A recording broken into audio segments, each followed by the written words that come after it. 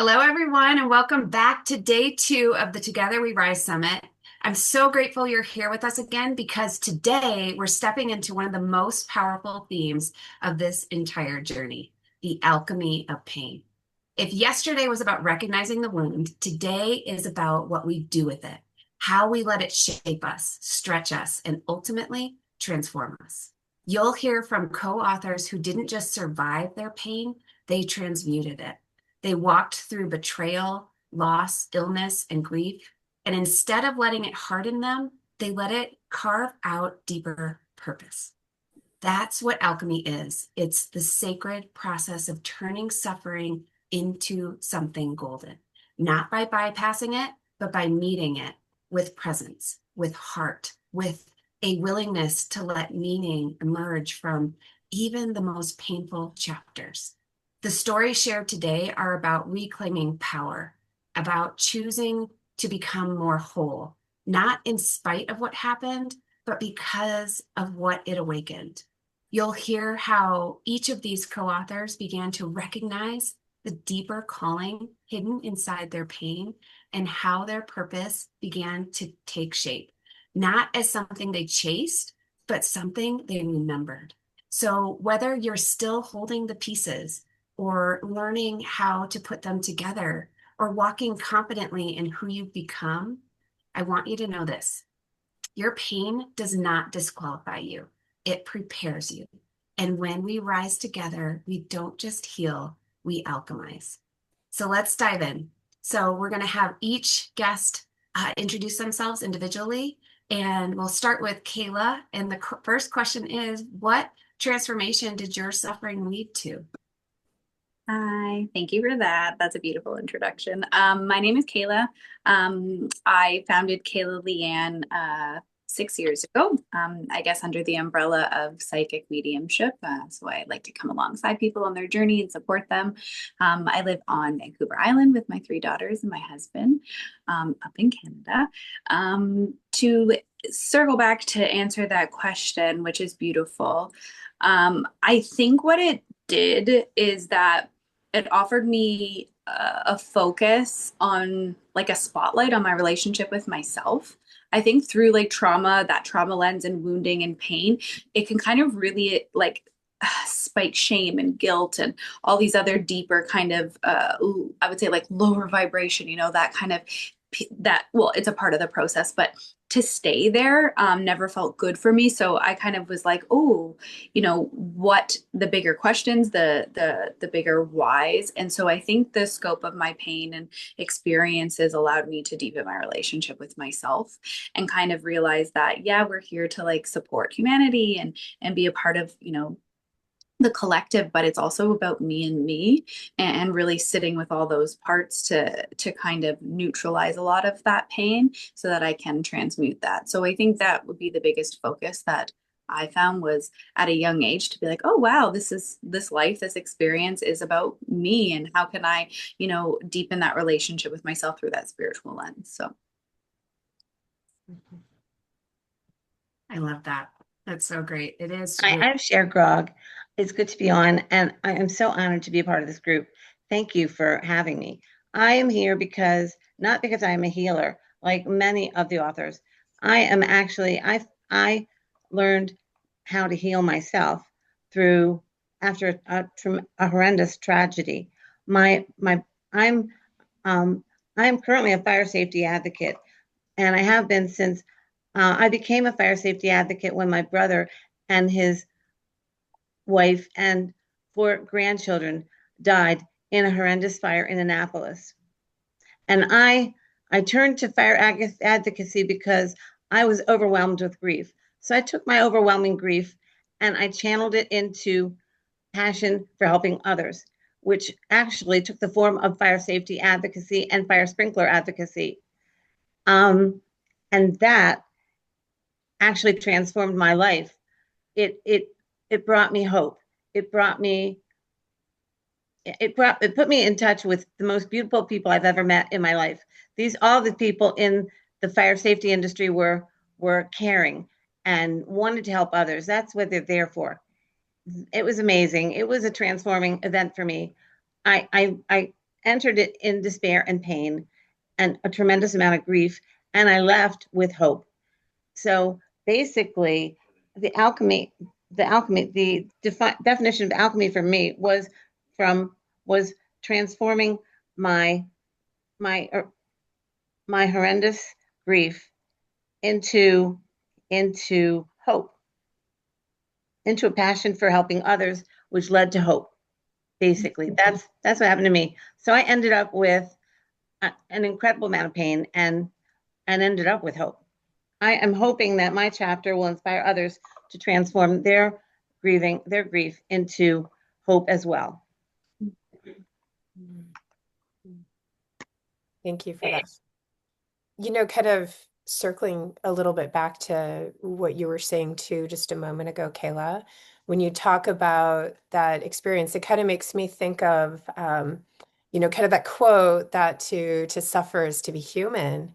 And when we think about the pain that is, excuse me, the shame that is attached to the suffering and the pain and the challenges that we go through, we believe that those experiences are only ours.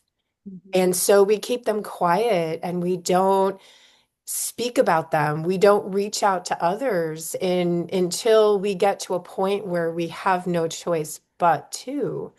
But I love what you said too, Cher, is that what we also understand is that transformation, moving through that, it gives us hope, but then it also reminds us of the community that we're surrounded with, right? And this collective space that we're all in, which is so beautiful. So Cheyenne, I wanted to ask you, we're going to start with you with this one. What helped you transmute pain, your pain, and your experiences into something more meaningful? I'm Cheyenne Luzader from Delaware, and I've been in healthcare for 50 years, and an associate professor in a university for over 30.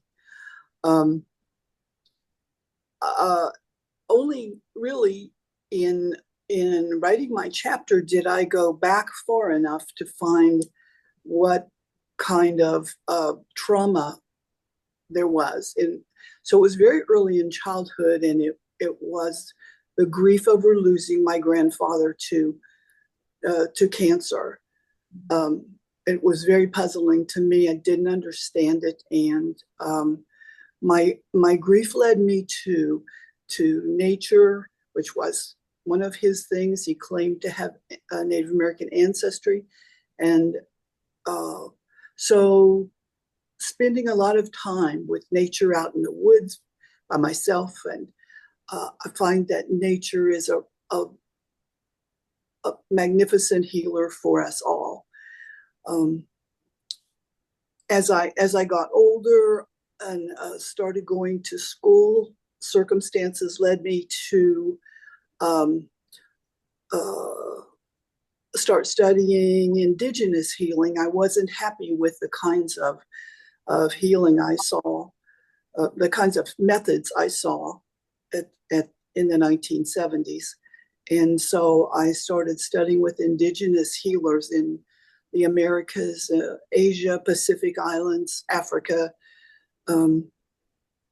plus getting certified in numerous mind-body therapies, and began working, well, like I said, 50 years in healthcare. In 1997, I was hired to develop and manage a center for complementary and alternative medicine in a medical center. This was a pioneer program. Medical centers didn't have these kinds of programs. Andrew Weil had one out in Arizona, but there weren't many smaller medical centers that had them. So I realized how much learning had helped me both with my grandfather and nature. He was an herbalist, and how much more there was that we could be using in healthcare. So here was my opportunity to introduce all these techniques to not only the doctors and staff, but actually directly to patients and community, including bringing some of my indigenous teachers to speak with staff and community. I'm retired now after 20 years running that program, but I still retain my license as a acupuncture for a license for acupuncture detox, which is a procedure to help with stress and trauma. And I'm a member of Acupuncturists Without Borders, and have planned to go to disaster areas and help with that. And then I continue my indigenous studies and share with, I'm an associate member of the Nanticoke Indian tribe, and share a lot of what I've learned with them. And it's marvelous to see people connect with nature, learn how to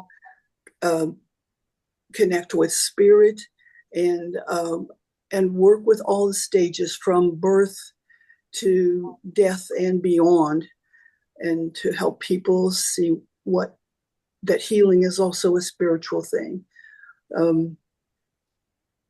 So that's primarily it. and how it transformed me, I just took all of those feelings and put them into learning and helping people. Yeah, that's beautiful. Were you going to comment, Kayla? I wasn't sure if I was.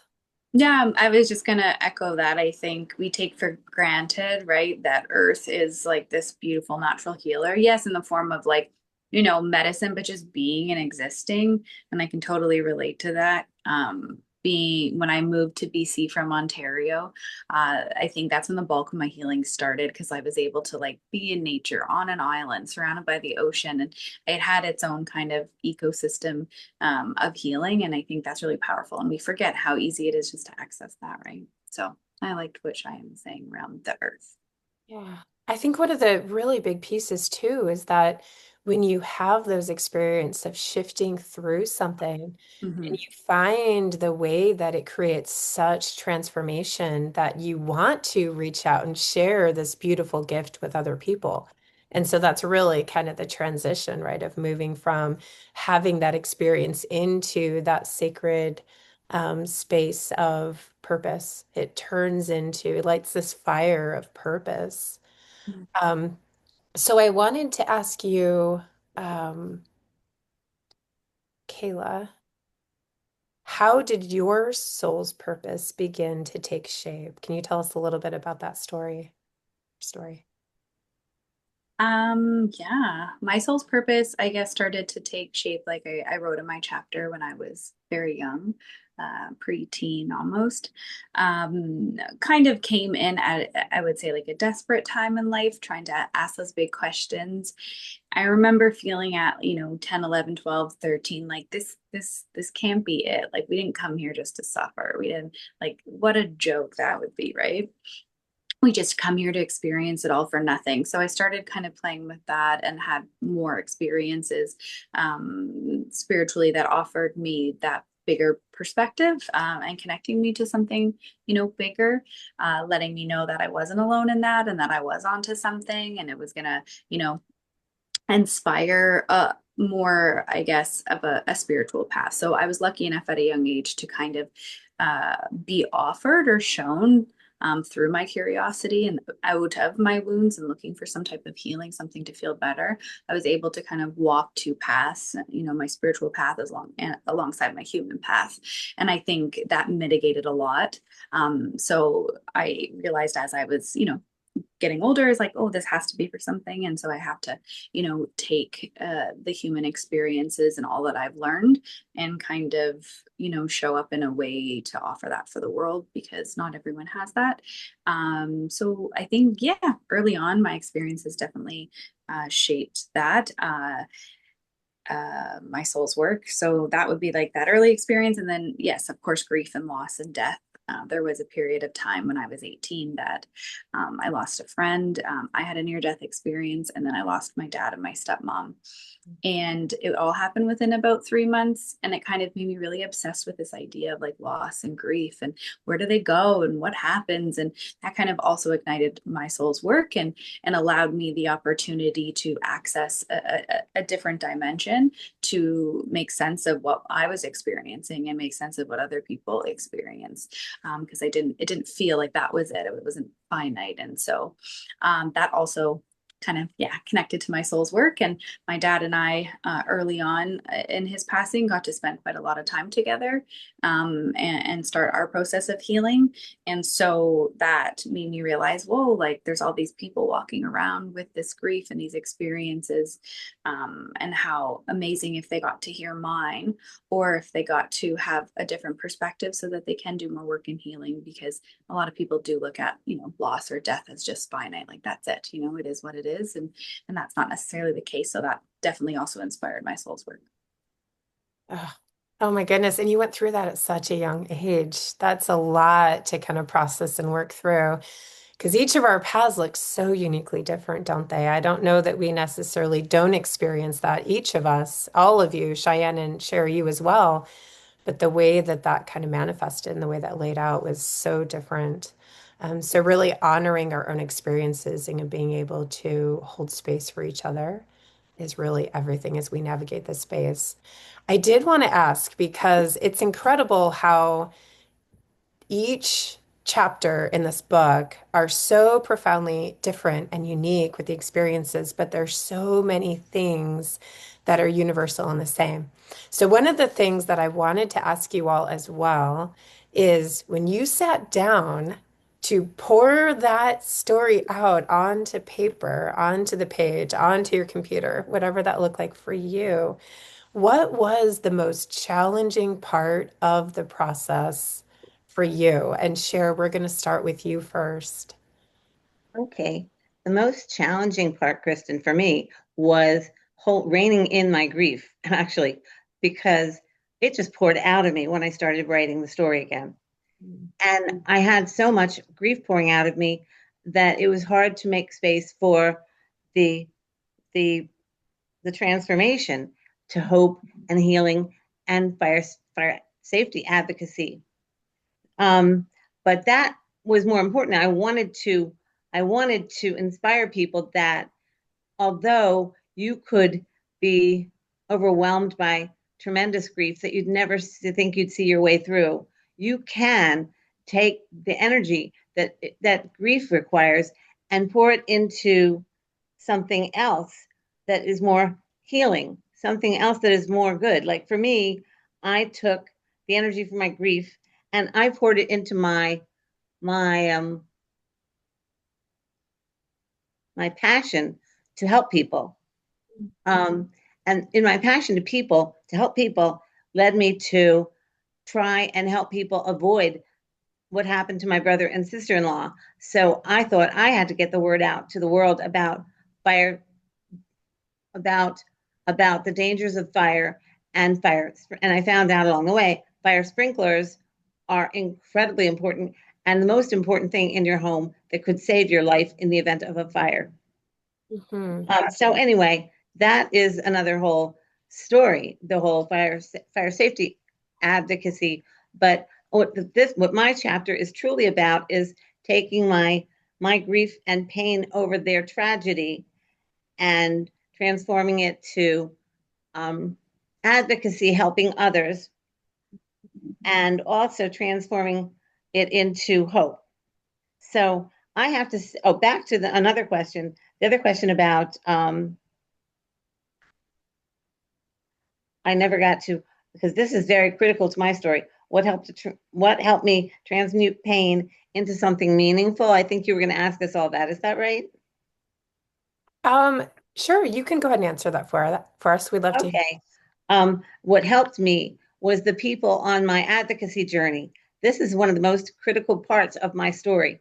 The people in my advocacy journey surrounded me with love and support, and they helped me get my safety message out to the world. So they helped me turn tragedy into into advocacy and helping others, and they helped me turn my pain and grief into hope. Mm. And that is so key for me. That was the benefit. The hope wasn't something I thought would occur. It was a surprise, but it happens. So I just want to let people know that it can happen. And if you are overwhelmed, please don't give up. Just try to help others, and you will be rewarded Mhm. as much as they are. So anyway, so spread the word, help others, and it will help you. So anyway, I love that. Jared, to kind of go back, you had talked about yes, the feelings of the grief that kind of swept back up. So, excuse me, with the authors that I've like hundreds of authors, you all, I've worked with hundreds of authors through this writing process.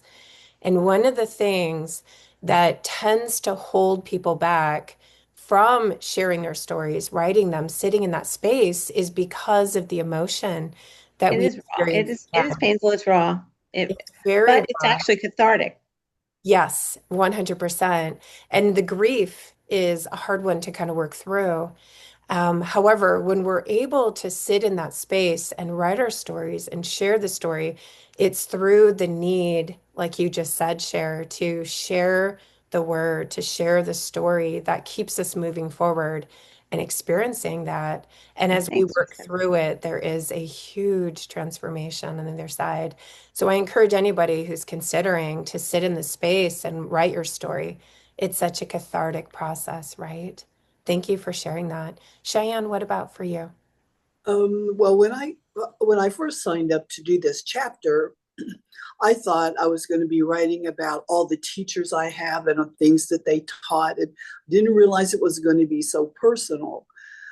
So I had to do a lot of soul searching and going backwards to keep looking. Okay, well, what made me that way, and how come? And so I worked it back to my grandfather, and and then it followed along with further griefs, etc., in my life. But uh, one of the things that I wanted to say helped me was how many wonderful mentors and teachers that I met along the way, and that's really who I wanted to tell the world about. And I thought, as I got through this, I said, "Oh, I'm only telling the world about me. That's not what I wanted to do. I wanted to highlight all of these wonderful people who helped me, and also uh, remind people to ask for guidance and listen, and pay attention to the uh, coincidences that show up. If we don't watch for them and take them when they're there, they disappear." And so one of the things I realized through my life was, oh, I I heard this little voice say, "Take this road, by this book." Uh, One book actually fell off the library shelf in front of me, and it was so shocking that I had to take it home and see what it was about. That really uh, that would help me get into past lives. So so my story goes from past to future to beyond life, really, and afterlife communication. Um, so what was hard for me? Uh, Looking at myself and telling and talking about me, that was difficult. And then the technology was horrendous, but that's another thing. Yeah. I feel you on that one. Definitely on some of the aspects. But that is such a true thing, right?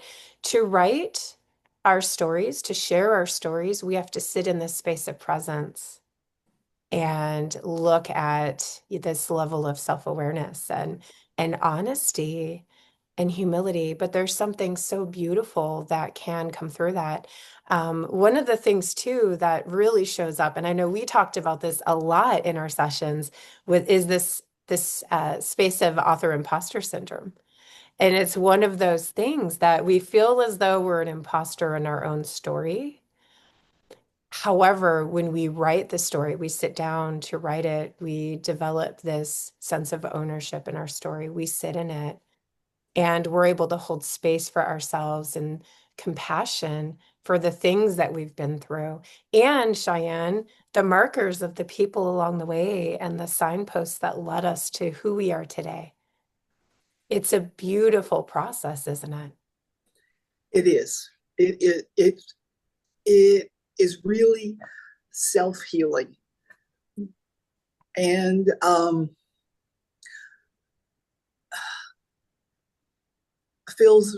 filled me with humility and thankfulness. Helped me look at all the gifts that I was given. Sorry, in my life, and I thank all of you for being part of this journey. It's on my bucket list to write a book. So I'm going to talk about all the wonderful people I met who were my mentors and teachers along the way, and not so much about myself. So I love that. thank you. What about you, Kayla? Yeah. Imposter syndrome for sure. But I think the beautiful part about working with you and Sylvie was the process.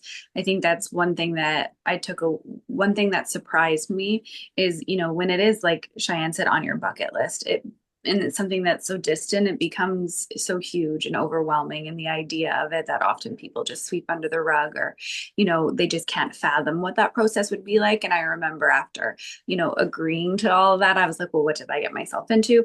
And like all the panic set in. But then it was such a beautiful, fluid process, not just like the support of everyone, but how you guys laid everything out, the skills, the steps, and it made it manageable. It made this like huge, all these life experiences more manageable. So it was definitely cathartic. It was definitely, healing in and of itself. I had done a lot of my healing. So more my fear was kind of like trauma dumping, because of some parts of my stories and my life and things I didn't share. I was like, oh, like there's a balance, right? Between, like Cheyenne said, like talking about the experiences and the people you come into contact with, and, those awakening moments versus just trauma dumping. So I always would get fearful. So that was really hard for me. It's like, how much do you share and what do you share and who is this impacting? Because it's not just, in a room with me, my computer, it's now going to be out in the world. And that was a little intimidating, but really like the process in of itself, like I said, in the container you guys held,